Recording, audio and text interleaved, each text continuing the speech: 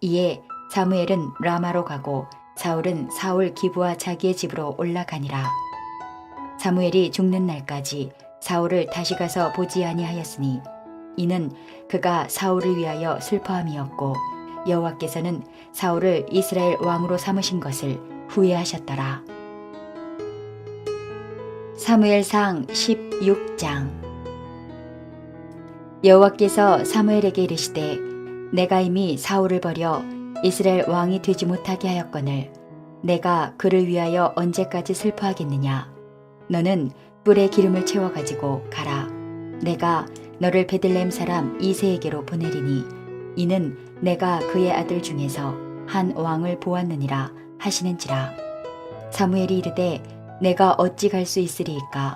사울이 들으면 나를 죽이리이다 하니 여호와께서 이르시되 너는 암송아지를 끌고 가서 말하기를 내가 여호와께 제사를 드리러 왔다 하고 이새를 제사에 청하라. 내가 내게 행할 일을 가르치리니 내가 내게 알게 하는 자에게 나를 위하여 기름을 부을지니라. 사무엘이 여호와의 말씀대로 행하여 베들레헴의 이름에 성읍 장로들이 떨며 그를 영접하여 이르되 평강을 위하여 오시나이까. 이르되 평강을 위함이니라. 내가 여호와께 제사하러 왔으니 스스로 성결하게 하고 와서 나와 함께 제사하자 하고 이새와 그의 아들들을 성결하게 하고 제사에 청하니라.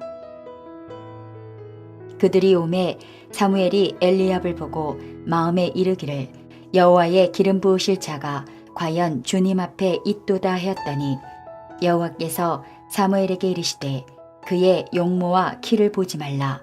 내가 이미 그를 버렸노라. 내가 보는 것은 사람과 같지 아니하니 사람은 외모를 보거니와 나 여호와는 중심을 보느니라 하시더라. 이새가 아비나답을 불러 사무엘 앞을 지나가게 하매 사무엘이 이르되 이도 여호와께서 택하지 아니하셨느니라 하니 이새가 산마로 지나게 하매 사무엘이 이르되 이도 여호와께서 택하지 아니하셨느니라 하니라.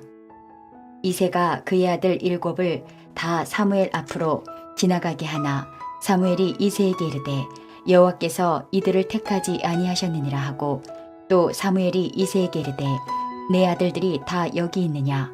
이새가 이르되 아직 막내가 남았는데 그는 양을 지키나이다. 사무엘이 이새에게 이르되 사람을 보내어 그를 데려오라. 그가 여기 오기까지는 우리가 식사 자리에 앉지 아니하겠노라. 이에 사람을 보내어 그를 데려오매 그의 빛이 붉고 눈이 빼어나고 얼굴이 아름답더라.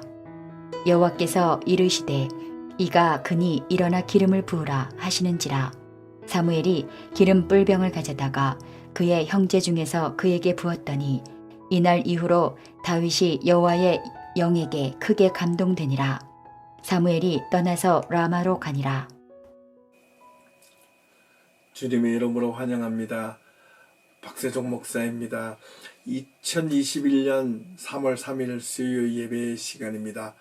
오늘도 우리에게 주어진 말씀을 통하여 저와 여러분 우리 모두에게 더 귀한 은혜의 시간이 될 수 있기를 진심으로 소망합니다. 오늘은 성경 인물 연구 다윗에 대하여 우리가 함께 살펴보도록 하겠습니다. 오늘 읽었던 성경의 본문은 하나님께서 사무엘을 통하여 사울이 하나님의 마음을 떠났기에 사울을 버리고 다윗에게 기름을 부어 왕으로 세우시려는 하나님의 의도가 나온 장면입니다. 이 내용을 가지고 다윗의 전체 이야기를 다 말할 수는 없습니다. 다윗이 처음으로 하나님 앞에 기름 부었던 이 장면을 가지고 다윗의 전체의 우리의 삶을 이제 앞으로 잠시 살펴보게 되겠습니다. 성경을 논하면서 예수님 다음으로 가장 많이 회자되고 있는 인물이 아마 다윗이 아닐까 생각해 봅니다. 다윗이라는 이름의 뜻은 사랑하는 자, 사랑받는 자라는 뜻을 가지고 있습니다. 또는 그만큼 다윗은 하나님으로부터 가장 많이 사랑받았던 인물이 아니었을까, 또는 이스라엘 백성들로부터 가장 많이 존경받았던 인물은 아니었을까. 또 그로 인하여 지금까지 다윗은 아마 모든 유대인들에게 가장 많이 존경을 받고 추앙을 받는 인물이라 말할 수 있겠습니다. 또한 우리는 어릴 때부터 그 자라온 우리 신앙인들은 주일학교에서부터 가장 많이 들었던 인물 가운데 한 명이 바로 이 다윗이라 말할 수 있겠습니다. 문명의 한 시골에 있는 대식구 가운데서 막내 아들, 집안에서조차도 사실 별로 인정받지 못했던 목동이었던 그 다윗이 고대 이스라엘 전체를 통일시킨 첫 번째 왕이 되었던 것입니다. 이전에 사울이라는 왕이 있었지만은 여전히 사사시대와 왕권 시대를 함께 겸해 있었던 과도기 시대였기 때문에 이스라엘 전체를 통일시켰던 왕은 바로 다윗이라고 말할 수 있겠습니다. 신약 성경에는 예수님을 가지고 다윗의 자손이라고 부르기도 했습니다. 한 무명의 목동이 돌팔매 하나로 골리앗을 죽이고 성공적인 장군이 되어 돌아왔을 때 후에 다 사울로 하여금 천부장이 되었고 또한 후에 하나님을 잘 섬기는 왕이 되었다라는 것입니다. 오늘 이 시대로 말하면 성공하고 완벽한 삶을 살았던 모습으로 비추어졌던 인물이 바로 다윗이라 말할 수 있겠습니다. 다윗에 대해서는 우리가 교회를 좀 다녀본 분들이라면 어느 정도 너무나도 잘 이해하고 있기 때문에 상세한 내용들은 설명하지 않겠고요. 오늘은 다윗에 대한 두 가지를 크게 간략하게 구분해 보겠습니다. 먼저 다윗이 총 자기 인생 70년의 인생을 살았던 것으로 전해지는데 다윗을 두 가지로 구분해 보겠습니다. 다윗의 삶을 가지고 왕이 되기 이전의 삶과 왕이 된 이후의 삶, 이렇게 구분해서 오늘 도표를 통해서 먼저 간략하게 살펴보고 그에 따르는 가장 다윗에게 특이할 만한 두 가지 질문을 우리가 함께 던지며 답을 찾아보도록 하겠습니다. 먼저 다윗이 왕이 되기 전까지의 여정을 살펴보겠습니다. 지금 보고 계시는 도표를 통해서 우리가 함께 연대순을 따라서 간략하게 살펴보겠습니다. 왕이 되기 전까지 다윗은 대략 BC 1041년, 1040년 연대마다 조금의 차이는 있겠습니다만 그렇게 그의 비중을 두지 않아도 될 것 같습니다. 대략 BC 1041년경 다윗은 베들레헴에서 태어난 것으로 알려져 있습니다. 베들레헴 사람 이새의 아들 다윗이라고 성경은 기록하고 있습니다. 그의 형제들에게는 7명의 형들이 있었고요. 누이도 2명 있었고 막내 아들, 8번째 아들로 태어났던 것입니다. 어릴 때부터 아버지를 참 많이 따랐고 아버지가 그를 막내 아들이었기 때문에 귀여워했습니다. 어딜 가더라도 이 막내 아들은 그렇게 귀여움을 받은 것 같습니다. 그래서 다윗은 어릴 때부터 목동의 생활을 계속하게 되었고 양을 치는 어린 목동이 된 것입니다. BC 1026년경 다윗은 하나님의 명령에 따라 사무엘이 찾아와서 이새의 집으로 찾아오게 됩니다. 그로 인하여 다윗이 기름을 부음을 받게 됩니다. 앞으로 왕이 될 것이라는 기름 부음을 받게 되는 것이죠. 이때 나이가 대략 알려진 바로는 약 14살에서 15살 정도가 됐지 않았을까라고 많은 학자들은 이야기하고 있습니다. 이후에 다윗은 목동으로 생활하면서 현악기를 많이 잘 다룬 것 같습니다. 사울이 번뇌하여 힘들어하고 있을 때 다윗이 뽑혀가서 사울에게 악기를 통하여 치료해 주었던 궁중악사가 되기도 했습니다. BC 1021년경 다윗은 드디어 블레셋 장군 골리앗을 죽이게 되는데요. 이때 나이가 우리가 주일학교 때부터 흔히 알려지고 그림으로 보게 되면 어린 목동 다윗으로 알고 있는데 실제로 이렇게 그 연대기로 추적을 해보면 어린 목동이 아니고 대략 청소년기 또는 청년기 첫 시기 정도 되었을 거라고 봅니다. 나이를 역추적해보면 짧게는 약 한 17살에서 길게는 한 20살, 보통 한 19에서 20살 정도로 다윗이 그때 나이에 골리앗을 죽였던 것으로 알려져 있습니다. 그렇다면 거의 청년기이죠. 어린 목동이라고 하기에는 조금 문제가 있던 것 같습니다. 이후에 이제 게선 장군이 되어 돌아왔을 때 온 이스라엘 백성들은 사울은 백백이여 천천히여 다윗은 만만이다. 이렇게 사울보다 다윗을 더 많이 치켜 세워주자 사울은 점점 질투하기 시작합니다. 그 사이에 다윗은 사울의 아들 요나단과 절친한 친구가 되기 시작했고 사울은 다윗을 곁에 두고자 천부장으로 세우게 되고 사울은 드디어 또 자신의 딸 미갈과 결혼까지 시키게 됩니다. 1021년경부터 다윗은 사울이 급격하게 질투와 어떤 시기에 눈이 멀어서 급기야는 다윗을 죽이려고 모함을 하고 쫓아가기 시작합니다. 이때 다윗의 절친했던 사울의 아들 요나단으로부터 사울이 다윗을 죽이려는 계획을 알고 다윗을 피신시킵니다. 이로 인하여 다윗은 도망자의 신세로 떠돌이를 하게 되는데 이때 나이가 대략 한 20살 넘어서 이루어진 것으로 알려져 있습니다. 다윗은 도망자의 신세로 도망가면서 사울이 추격해 오는 동안 2번씩이나 사울을 죽이지 않고 살려두었습니다. 생명을 하나님께 맡겨둔 것이죠. 이것이 또한 다윗이 참 자기를 죽이러 오는 원수 그 사람을 죽이지 않고 자신은 끊임없이 도망자로 도망가는 모습을 보면 다윗의 성품과 인격을 여기서 간접적으로 이해할 수 있습니다. 그 사이에 아비가일과 아히노암과 등등의 여러 여인과도 결혼을 하게 되고요. 1016년 BC 1016년경에서 1011년경에 사울을 피해 또다시 그일라와 십항무지 가드 헤브론 등등을 통하여 다윗은 계속해서 도망자의 신세로 다니게 되며 때로는 블레셋 진영에 들어가서 미친 사람처럼 행세까지 하게 되며 자신의 목숨을 구걸하게 되었다는 것입니다.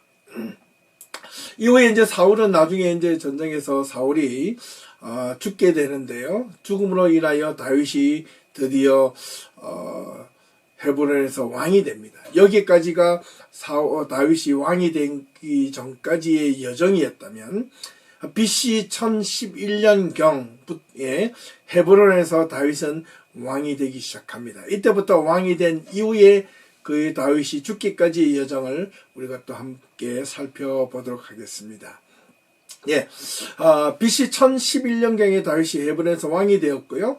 5년 동안 계속해서 전장을 통해서 전쟁을 하게 되고 통일왕국을 이루게 됩니다. 그의 나이가 약 35세 정도. 그리고 다시 2년 후에 기럇 여아림에 있었던 하나님의 법궤를 예루살렘으로 드디어 옮기게 됩니다. 이때 나이가 다윗이 37세 정도 되고 비로소 온 이스라엘의 왕이 되었고 다윗은 헤브론에서 예루살렘의 왕궁으로 들어오게 됩니다. 하지만 다윗은 계속된 전쟁을 통해서 1차, 2차 정복을 통해서 온 이스라엘을 정치적으로 또 군사적으로 안정기에 접어들고 드디어는 다윗은 예루살렘 왕궁에서 본격적인 왕으로서의 어떤 생활을 하게 됩니다. 하지만 끊임없이 간헐적으로 일어나는 전쟁을 이제 더 이상 다윗은 야전사령관으로 전쟁에 참여하지 않고 왕궁에 머물게 되고 자신의 충신이었던 부하들을 전쟁의 장소로 내보내며 군대를 이끌게 합니다. 그러했던 아내 장군 중에 한 명이 바로 우리아였습니다. BC 992년경 우리아가 블레셋과의 전투에서 전장의 장소로 내보내는 동안 다윗은 궁궐에 머물다가 우리아의 밧세바를 보게 되고 급기야는 욕망에 사로잡혀 자신의 충신의 장수의 아내를 동침을 하게 되는 그런 불운을 맞게 됩니다. 참 아이러니하지 않습니까? 그로 인해 또 낳은 아들이 솔로몬이라는 위대한 또 자신의 아들이 낳게 되는데요. 여기까지 BC 980년경 자신의 여러 아들들이 있었는데 그 첫 번째 아들이었던 압살롬이 반란을 일으키게 되고 다윗은 그 아들로 인하여 예루살렘을 떠나 다시 도망자의 신세로 전락하게 됩니다. 그때 나이가 61세 정도 됩니다. 예. 다윗이 70년의 인생을 마치고 죽었다 했는데 죽기 10년 전에 또다시 도망자의 신세가 됩니다.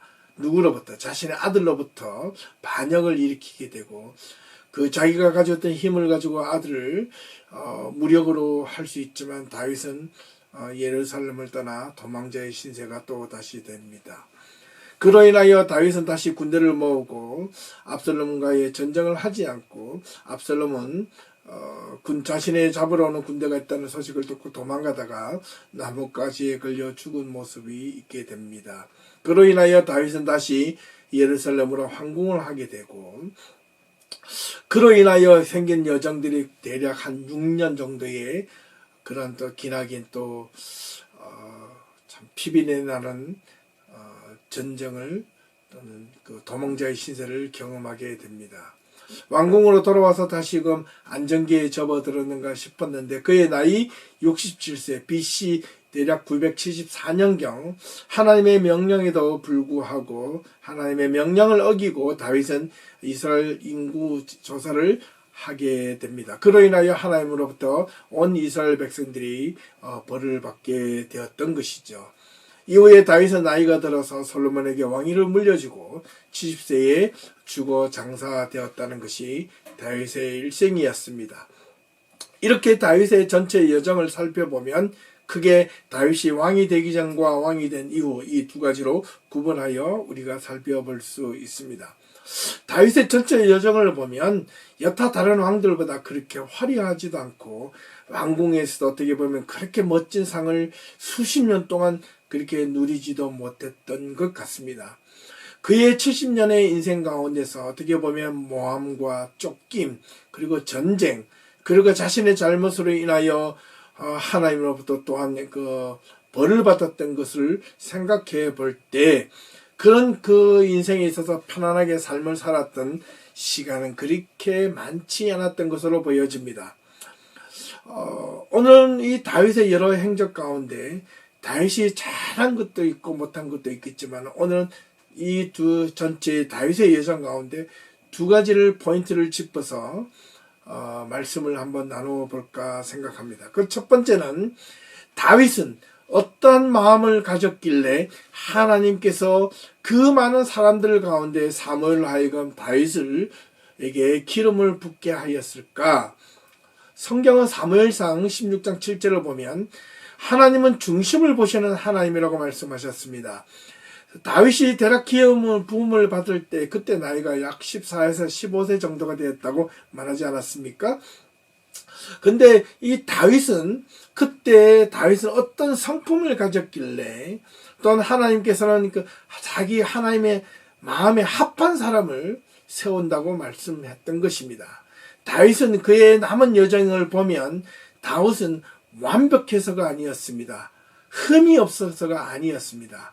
그런데 어떻게 했길래 다윗은 하나님의 마음에 합했고 하나님의 중심에 들었던 사람이었을까? 첫 번째 이 질문을 던지면서 두 번째 다윗의 치적과 잘했던 행적보다는 다윗의 잘못했던 행정의 모습을 보면서 다윗은 어떤 하나님 앞에서의 그 리스판스 반응을 했는지에 대해서 우리는 이 포커스를 맞춰보고자 합니다.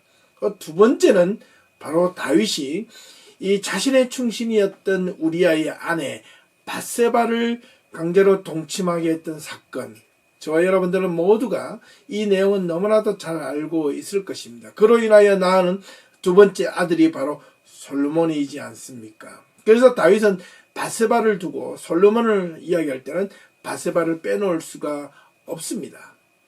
자, 그에 대한 내용은 다음 주에 한 번 더 하기로 하고요.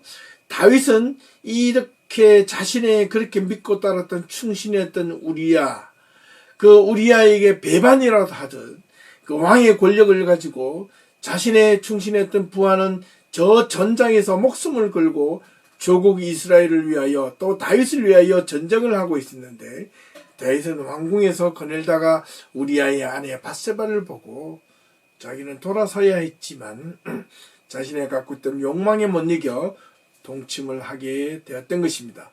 그로 인하여 바세바가 임신한 사실을 알고 우리아를 전장에서 불러서 바세바와 함께 동침을 하게 하지만 우리아는 자신의 전장의 장소로 지금 전쟁을 하다 돌아왔기 때문에 자신은 편안하게 이렇게 자기 아내와 잠자리를 할 수 없다고 하여 자신의 잘못을 숨기려 했지만 다윗은 그것을 숨길 수가 없게 되자 다윗은 요압 장군으로 하여금 우리아를 최전선에 내세워서 우리아를 죽게 만들었습니다. 그 장군이 누구였습니까? 바로 다윗이었습니다. 다윗은 이렇게 하여 우리아가 죽게 되고 바세바를 자신의 후궁으로 다시 맞아들이게 된 것입니다. 이제 모든 것이 깜짝하게 속여지게 된 것입니다. 그런데 어떻게 해요? 나단 선지자가 찾아와서 한 예를 들면서 다윗의 잘못을 지적하게 되었을 때 이때 나타난 다윗의 반응이 어떠했습니까? 사실 이때 왕으로서 다윗은요, 그 나단 선지자가 다윗의 허물과 잘못을 비유를 대서 짚어서 네 죄를 네가 알겠다라고 그렇게 심하게 질타했을 때 소리 소문 없이 다윗은 나단도 죽일 수 있는 힘과 권력과 능력도 있었습니다. 그런데 왜 다윗은 나단 선지자의 그런 비판과 지적에 자신의 허물과 잘못을 고백하며 하나님 앞에 용서를 구하게 되었을까요? 라는 것이죠. 여기에서 다윗의 위대함이 과연 볼 수 있다는 겁니다. 다윗은 사실 왕이 되었어도 왕궁에서 편안하게 왕로서 산 지는 그렇게 많지 않았다고 말씀을 드렸습니다. 하지만 정치적으로 여러 가지로 다윗이 야전 사령관으로 10년 이상을 전장에서 누비며 정치적으로 군사적으로 안정을 취하고 이제는 예루살렘 왕궁에서 자신의 왕으로서 삶을 누리게 되었고 나머지 전쟁들은 자신의 충신했던 부하들이 잘 전쟁에서 이겨주고 자신의 왕궁에서 왕으로서 역할을 충실하게 하게 되었을 때 이때 다윗은 어떻게 했습니까? 자신의 했던 그동안에 살아왔던 삶에와는 전혀 다른 이런 동적인 삶에서 정적인 삶으로 바뀌어지게 됐을 때 다윗은 이제는 모든 것이 다 이루었다는 그런 자만과 오만이 바로 이때 싹트기 시작했던 것입니다. 사람이 타락하고 사람이 잘못을 하게 될 때는 크게 두 가지의 의미에서 잘못을 하거나 죄를 저지를 수 있는데요. 그 첫 번째는 자신이 가장 잘 나가던 그때, 두 번째는 자신의 삶에 가장 큰 위기가 왔을 때입니다. 자신의 삶이 가장 잘 나가질 때는 오히려 기고만장하고 때로는 삶이 너무나 잘 나가면 오히려 삶이 무료해지기 시작합니다. 바로 다윗이 이러했던 것입니다. 오히려 다윗은 사울로 쫓김을 받고 이후에 자신의 아들이었던 압살롬으로서 도망을 당하게 되었을 때 그때 하나님을 더 열심히 더 처절하게 붙잡았던 모습을 발견할 수 있었습니다. 그런데 자신이 왕으로서의 왕궁에서 삶을 누리게 되었을 때 잠시 잠깐 하나님을 잊어버리고 오만해지기 시작했던 것입니다. 자신의 힘으로 자신의 보고 듣고 눕고 자신의 무엇을 마음만 먹으면 무엇이든 할 수 있었다는 다윗의 이 오만, 그 오만이 자신의 충신했던 우리아까지 죽임을 자리로 내몰았고 자신의 끊임을 끊을 수 없는 이 욕망으로 인하여 자신의 남의 장군의 아내였던 우리 바세바까지 취하게 된 것입니다. 그로 인하여 나단 선지자로 하여금 신랄한 질타와 비판을 받게 되었을 때 다윗은 어떤 반응이 일으켰냐는 것. 다윗이 바세바를 취했을 때의 나이가 대략 49살 정도 되었을 것으로 추정하고 있습니다. 다윗이 위대한 것은 바로 이런 것입니다. 소리 소문 없이 자기가 권력을 가지고 나단 선지자를 없애버리고 자신의 허물과 잘못을 숨길 수도 있었지만 지적을 당하자 그것을 여과 없이 드러냈던 것입니다. 로마의 유명한 철학자 키케로가 이런 말을 남겼습니다. 사람은 누구나 실수할 수 있다.